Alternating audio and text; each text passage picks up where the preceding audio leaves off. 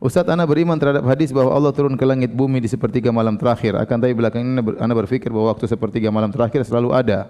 Hanya berpindah tempat saja antara bagian bumi satu bumi yang lainnya. Ini masalah tidak perlu antum pikirkan. Ini di luar daripada hayalan antum ya. Allah tidak bisa dikiaskan dengan makhluk ya.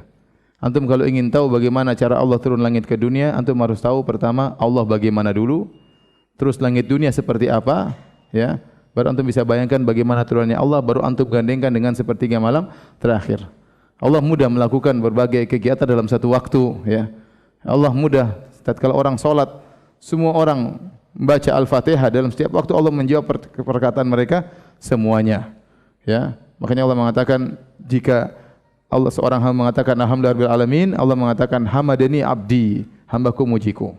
Kali mengatakan Ar-Rahmanir Rahim, kata Allah majjadani abdi. Maliki yaumiddin, kata Allah asna alayya abdi, hambaku memujaku. Setiap orang yang bicara gitu Allah balas. Bahkan kata Nabi SAW, idza kana ahadukum qama yusalli fa innahu yunaji rabbahu. Jika salah seorang dari kalian sedang berdiri salat, sungguh sedang berhadapan dengan Rabbnya. Sementara orang salat dalam satu waktu berapa juta orang salat.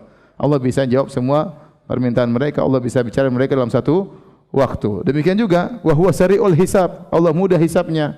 Allah akan menghisab berapa miliar entah triliun manusia. Allah mudah menghisab apa?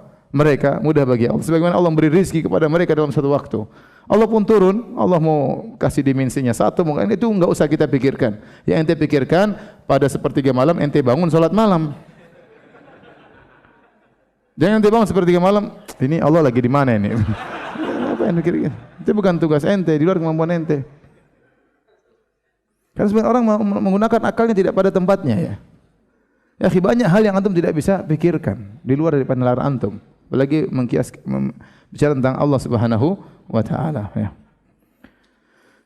Sama dengan pertanyaan, ya Ustaz, kalau Allah di atas berarti Allah membutuhkan tempat. Ini juga pertanyaan yang seorang yang tidak bisa ya mengagungkan ayat-ayat Allah dan hadis-hadis Nabi. Begitu banyak ayat Allah mengatakan Allah di atas, Allah di langit, Allah beristiwa di atas arsy. Banyak sekali ayatnya. Ya, bahkan dalil bahwasanya Allah di atas, kata Ibnu Qayyim, bal alfani, ada 2000 dalil yang menunjukkan Allah berada di atas. Fitrah juga demikian, menyatakan Allah berada di atas ya. Adapun meyakini bahwasanya kalau di atas berarti Allah butuh kepada tempat. Ya akhi, ya. Sekarang saya tanya sama antum, langit dan bumi. Besaran mana, langit atau bumi? Langit di atas, langit lebih besar daripada bumi. Apakah orang mengatakan langit menempati bumi? Justru sebaliknya, orang mengatakan bumi menempati apa? Langit. Di langit banyak benda-benda langit, ada bumi, ada planet, ada matahari. Ya akhi, langit di atas kita, langit tidak menempati apa? Bumi. Apalagi Allah mengatakan Allahu Akbar, Allah Maha besar. Terus ente bilang kalau Allah di atas, Allah butuh tempat, gimana ceritanya? Allah mengatakan la tudrikul absar wa huwa yudrikul absar. Tidak ada mata yang bisa meliputi Allah, saking besarnya. Allahu Akbar, Allah Maha besar.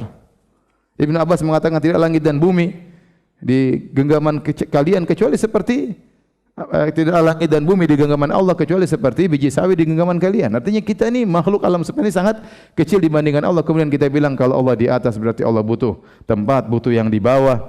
Ini semua adalah suudzon terhadap Allah Subhanahu wa taala. Langit di atas tidak butuh kepada yang di bawah. Tidak menempati bumi, tidak ada tiang bi ghairi amadin tarawnaha. Rafa'as samawati bi ghairi amadin tarawnaha. Kata Allah, Allah mengangkat langit tanpa ada tiang yang menyangganya, tidak ada. Langit tidak, kalau bumi hancur langit pun tidak akan jatuh, hendak.